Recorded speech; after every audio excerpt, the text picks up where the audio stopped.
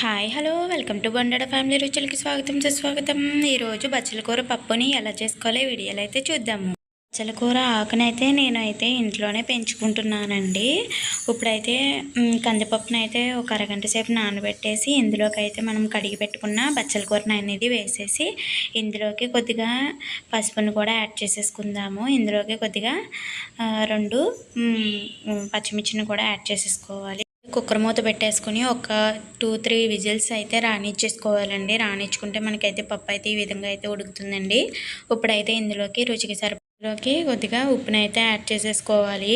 ఇకైతే తాలింపు పెట్టుకుందాము.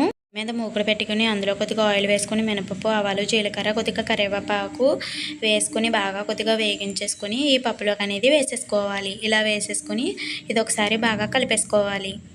కొద్దిగా కారాన్ని అయితే యాడ్ చేసుకుంటున్నాను. ఇలా యాడ్ చేసుకుని ఇది కూడా మొత్తం కలిపేయాలండి.